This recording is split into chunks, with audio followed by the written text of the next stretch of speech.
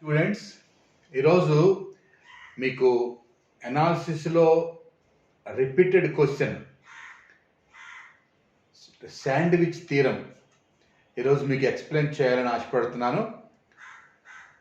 ఒకసారి దీనికి అవసరమైన ఒక నిర్వచనం కన్వర్జెంట్ సీక్వెన్స్.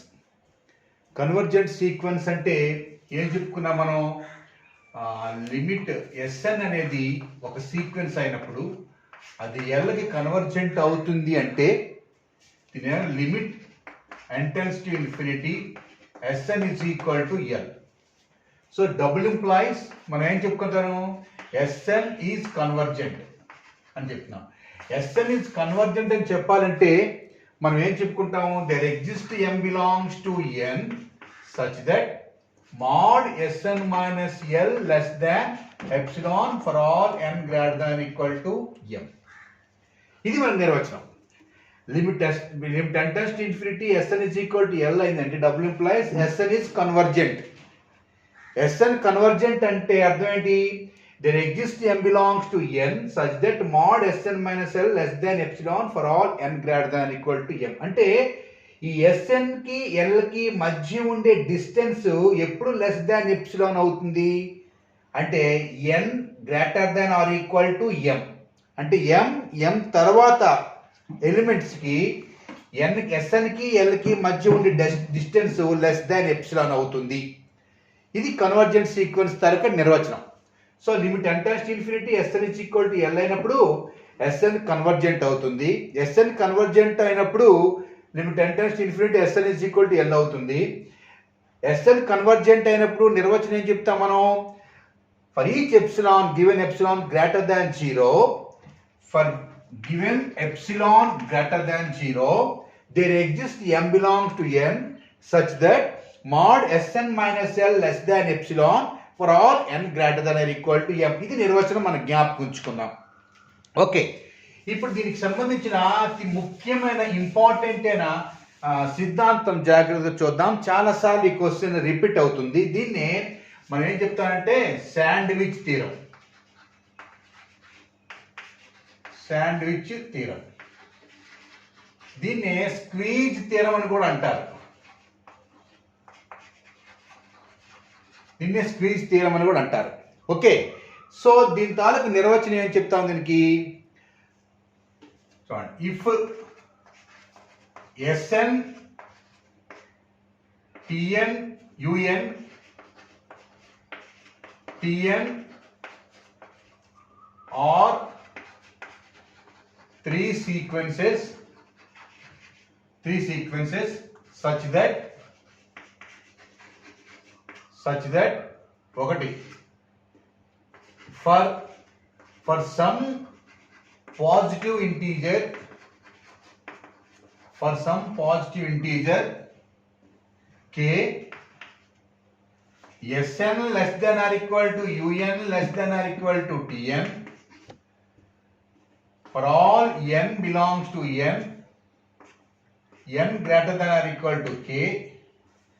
రెండు limit Sn is equal to L limit Tn is equal to L if then limit Un is equal to L అని చెప్తాం. ఓకే, ఇది మన నిర్వచనం. రైట్, దీనికి ముందు మీకు ఒక విషయం చెప్పాలి. లిమిట్ Un మైనస్ L మనం ఏం చూపించాలి? Limit Un is equal to L అని చూపించాలంటే దిస్ ఇంప్లైస్ ఏంటి? mod Un minus L less than epsilon అని చూపించాలి. ఇది మనం చూపించాలి. For all n greater than equal to m ఇది మనం చూపించాలి. ఓకే, రైట్, చూద్దాం ఒకసారి. మనకి ఇచ్చిన కండిషన్స్ ఏంటండి? ఒకటి, for some positive integer k Sn less than or equal to Un less than or equal to Tn for all n belongs to n greater than or equal to k. రెండోది, limit Sn is equal to L limit Tn is equal to L అయినప్పుడు limit Un is equal to L అని చూపించాలి. అంటే దీని limit L అయ్యింది, దీని limit L అయినప్పుడు దీని లిమిట్ L అవుతుందని చెప్పాలి.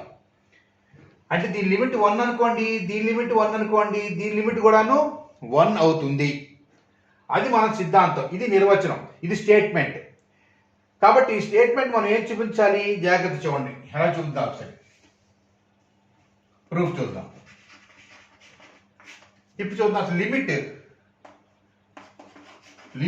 Sn is equal to L. Limit Sn is equal to L అంటే ఏమవుతుంది, limit Sn is convergent. Sn is convergent to L అని అర్థం. అప్పుడు నిర్వచనం ఏం చెప్తాం, this implies given epsilon greater than 0 there exists m1 belongs to n such that mod Sn minus L less than epsilon for all n greater than equal to m1. దీన్ని ఎలా రాసుకుంటాం, దీన్ని నిర్వచనం బట్టి this implies L minus epsilon is less than Sn is less than L plus epsilon for all n greater than equal to m1. ఇది ఒకటో equation. So limit Sn is equal to L అంటే Sn అనేది convergent to L అవుతుందని. ఎప్పుడైతే convergent to L అయినప్పుడు అప్పుడు given epsilon greater definition ప్రకారం, convergent definition ప్రకారము given epsilon greater than 0 there exist m1 belongs to n such that mod Sn minus L less than epsilon for all n greater than equal to m1. దీన్ని ఎలా రాసుకుంటాము, L minus epsilon less than n less than L plus epsilon for all n greater. రెండోది ఏం చేద్దాము, also limit Tn is equal to L. This implies ఏమవుతుంది అక్కడ, Tn sequence convergent to L. So this implies ఏం రాస్తాం, given epsilon greater than 0 there exist m2 belongs to n such that mod Tn minus L is less than epsilon for all n greater than equal to m2. దీన్ని ఏం రాసుకుంటాం, this implies L minus epsilon less than Tn is less than L plus epsilon for all n greater than equal to m2. ఇది రెండో equation. ఈ విధంగా మనం చేసాం. మూడో దగ్గరికి వెళ్దాం. మూడోది ఏంటంటే ఇది వాడిచ్చింది హైపోథసిస్. నెక్స్ట్ ఏం చేద్దాం, బై హైపోథసిస్